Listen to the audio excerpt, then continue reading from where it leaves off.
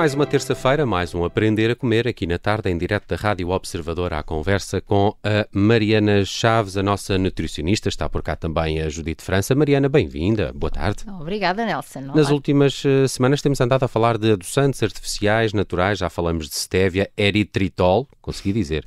No último programa falamos de xarope de glucose-frutose. E vimos que era um bocadinho venenoso, para ser simpático.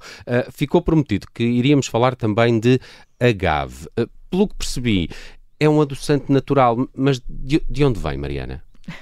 Olha, vem de uma planta que também é a planta que origina a tequilha. Vou gostar mais deste episódio. Estás a ver? Eu sabia. Depois das charadas que eu coloco aqui, não é? Estes nomes dificílimos. Então, essa planta chama-se planta azul de agave, ou tequilha agave. Bom, há aqui vários nomes, mas a verdade é que é a mesma planta. Portanto, é claramente um adoçante natural. Quando nós dizemos isto é só porque a origem é realmente na planta, é retirado o líquido da planta, o dito néctar da planta, por isso é que às vezes usamos a denominação de néctar de agave ou xarope de agave. Depois ele é filtrado, a seguir é transformado, ou seja, é aplicado calor para que possa ser transformado em açúcares mais simples e neste caso em frutose. e depois é feita uma concentração para que seja um xarope. Portanto, o que eu quero dizer com isto é que ele é 84% de frutose, mas neste caso é uma frutose que provém de uma planta e por isso é menos má? A ciência neste momento ainda não consegue retirar conclusões sobre isto, dizem que não há estudos suficientes sobre o impacto, porque será diferente à partida uma frutose industrial, como o caso do xarope glucose-frutose, e uma frutose proveniente desta planta não é? Que apenas foi muito pouco processada. O facto de ser relativamente processado, faz com que benefícios que poderiam vir desta planta, este calor, possivelmente podem destruir. Mas há aqui outra coisa também, que é, nós sabemos que o néctar de agave, e muitas vezes foi falado como tendo um índice glicémico mais baixo. O que é que isto quer dizer? O açúcar deste adoçante não faz criar um pico de glicémia tão alto. Nós gostamos sempre disso, porque cada vez que o pico é mais alto, o pico de insulina é mais alto e leva-nos a mais inflamação. Inflamação. Vou sempre cantar esta música quando a Mariana se referir a inflamação. Então, o facto de ele ter um índice glicémico baixo é favorável a ele. Mas uma vez que ele tem uma concentração de frutose tão grande, 84% de frutose, é quase como se um efeito anulasse o outro. E, portanto, é quase como se fosse um adoçante neutro, vamos lá aqui dizer. Nem para o bem, nem para o mal, por enquanto é o que se pensa, apesar de que nós não queremos excesso de frutose. Recorda-me só, isto vende-se normalmente em formato líquido, não é? Exatamente. Um frasco. Como se fosse um xarope, exatamente. Como se fosse uma alternativa ao mel. Um bocadinho mais líquido, não é? Mas translúcido. Sim, sem dúvida, exatamente. E faz sentido aqui falar do xarope como sendo mais ou menos benéfico do que o mel? Olha, o mel, engraçado que muitos ouvintes têm perguntado até sobre o mel. O mel não deixa de ser um açúcar adicionado. E agora vou ter muitas pessoas a franzir o Mas o mel não é natural. O mel não vem das abelhas diretamente para nós. É isso, é um adoçante natural. Mas não deixa de ser um adoçante natural. Exatamente, é importante as pessoas porem as coisas no seu devido patamar, que não deixa de ser um adoçante natural. Claro que vai ter outros benefícios e eu vou falar deles, mas acho que em termos práticos era isso que vocês estavam a dizer, não é? São os dois líquidos, são os dois em termos da utilização pelo consumidor, eles são relativamente utilizados para a mesma coisa. Um é mais líquido, talvez consiga ter um bocadinho mais de controle na quantidade que se coloca, sendo o outro mais espesso. Em termos calóricos, eles são muito semelhantes. Uma colher de sopa dos dois será mais ou menos 64 calorias, portanto não será por aí.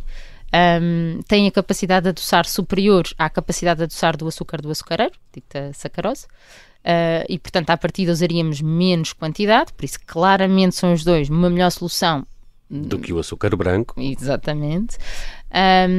No entanto, aqui o mel, em termos de constituição, quando vamos a ver, ele é principalmente constituído por quê? 30% glucose, 40% frutose. Portanto, os dois, um bocadinho mais frutose do que glucose, mas não é só isto, ele ainda tem outros açúcares constituintes, que fazem parte da sua constituição, maltose, a sucralose, a maltose e outros, para além de outras substâncias lá dentro. Portanto, vamos dizer, é um adoçante natural, mas que não é de calorias vazias. E isto é das coisas mais relevantes dentro dos adoçantes. Portanto, é o único adoçante que nós falámos até à data, em todos estes aprenderes a comer, que tem realmente uma mais-valia. Nós aqui estamos a falar de quê? De efeito antiviral, antifúngico, antibacteriano. Quem tem crianças sabe que o mel, crianças não recém-nascidas, mas crianças a partir de 1 ano de idade, porque até 1 ano de idade não se pode, que acalma a tosse, que muitas vezes parece milagroso. Eu lembro-me que até para o sono, uma colherzinha de mel para dormires melhor. Uma colherzinha de mel com leite quentinho. Sim. Exato, exatamente, mas porque tem essa atividade calmante. E isso faz todo o sentido. Para além disso, ainda tem uma coisa que nós nutricionistas valorizamos muito, que são fitoquímicos. Fitoquímicos são os compostos que nos dão o poder antioxidante dos alimentos. Portanto, já agora também é bom para queimaduras. Para marcas de queimaduras. É? O mel? Não sabia. Maravilha. Tipo pomada? Tipo pomada. Ok. Não é para lamber, mas é para deixar lá estar. Fantástico. E acho que também tem algum impacto nas alergias sazonais, mas em que o consumo regular. E, portanto, o facto do mel não ser submetido a nenhum processo de aquecimento, portanto, ele vem diretamente extraído das nossas abelhas, não é? Que vão extrair o mel à planta. Mantém as suas características. Exatamente, estes benefícios. E isto o nosso mel português, que é fantástico, porque quando falamos do mel nos Estados Unidos, por exemplo, muitas vezes é pasteurizado. E, portanto, já perde essas vantagens. E por isso temos que valorizar. Eu aprendi que o mel, quando cristaliza, é o mais natural possível quando ele cristaliza. Ou seja, se ele cristalizar, nós não podemos dizer isto não está bom. Não, está. É pôr o frasco em água morna para ele voltar a dissolver-se. Também já ouvi dizer que o mel não tem prazo de validade. E não tem. Não tem. A não ser que há um truque que é lamberes a colher e depois voltares a meter no frasco de mel. Acho que assim estragas o mel. Se comeres mel à colherada, a colher vai contaminar claramente o mel. Mas se ele estiver bem acondicionado, acho que não tem prazo de validade. Sim, como o Winnie the Pooh, que usa a mão. A mão já. Exatamente, porque ele tem essa capacidade antifúngica, não é? E, portanto, na verdade, consegue-se mesmo preservar. São só vantagens o mel? Estou a achar isto muito estranho.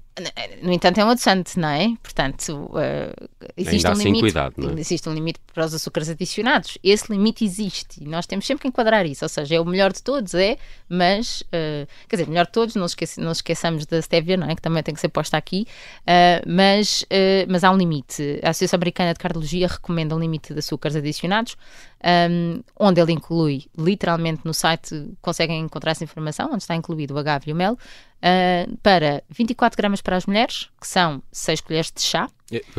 Por dia? Sim, por máximo diário, sim. 24 gramas, que corresponde a 100 quilocalorias, e para os homens 36 gramas, que equivale a 150 calorias, que não são 6 colheres de chá, são 9.